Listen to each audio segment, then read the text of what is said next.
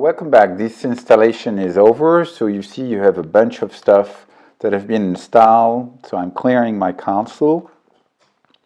And then I think I can type Streamlit run app.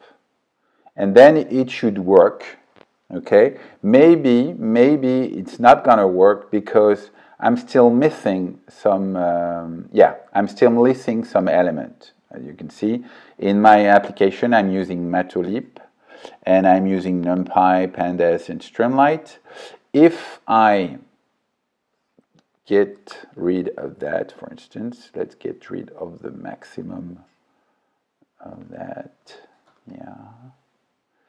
And I think this one should work because it's not calling. Yeah, I'm still PD. There's still some stuff around here. Ah, yeah, that's this one. Okay. Yeah. See, right here it's working. So I did not enable, but Streamlit is working, so I can change it directly, and then you see attempt, and I see some errors. So if I shut down, clear my console, and retype Streamlit app, I won't have any error. Maybe it will ask me to install Watchdog. Yeah, that's this one. Well, Watchdog can be installed. That's just a way of debugging your application, which is pretty simple. So you see we are in this countdown environment, and by the way, I'm going to install Watchdog. So I click, I stop by Control C, and then I install Watchdog just to get rid of this message. Okay, so it's done, and I restart my application. You see, and so it's working. I mean, basically it's working, but my application needs much more than only Streamlit is using Panda, NumPy, and Matulib, because I'm going to show some stuff on this application. Maybe, if I'm not so, I should say that you have Streamlit is ST, you see. So I think I can release the version of Streamlit. Just to show you that it's working. You see. Yeah, I have the last version and 1.10. So I have Streamlit, but none of these NumPy, Matulib that are required by my application.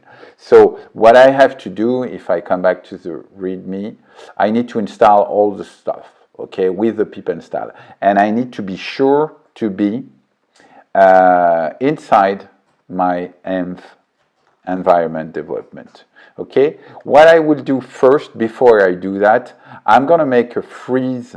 I'm going to freeze the requirement because it's sometimes useful. So you can say, okay, let's do the freeze. So let's say you can name it whatever you want. I used to have this, but sometimes it's only freezing because I'm versioning my stuff. So you can make this one, for instance, freeze, and I type it directly. So I'm here. Okay, there's a requirement already, but I will show it later, basically. But if you need to make your own requirement and to know what module to use, you can use them. And it's going to make the list of all the requirements that are used by my application. And see, there's a bunch of applications. There's a bunch of modules, sorry. Okay? So I think that's enough. I'm going to install right now the different. So let's say I'm going to launch Panda and I will stop the video. Okay. So I'm in my new environment and I will install Panda and I will stop the video because it doesn't take so much time. So let's see what is missing. I think it was missing Matulib. Yeah, this one was missing. Yeah, that was this one. Yeah, you see, it's collecting the information. And maybe if I uncomment my stuff, it should be working. see. You don't have to restart. Yeah, you have to restart because I've stopped it. Yeah, that's it. And maybe this time I will have all the modules installed. Let's see. Okay, so apparently I'm good.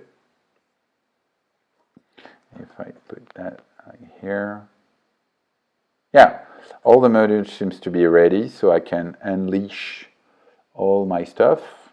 Well, let's do it now. I rather edit with this one.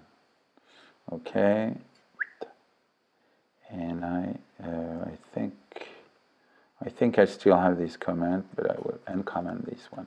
And I don't have to reload. I just have to reload, and then it will work. Okay, so I can pick up a name, and that will be a very simple. And you see, I can even change it.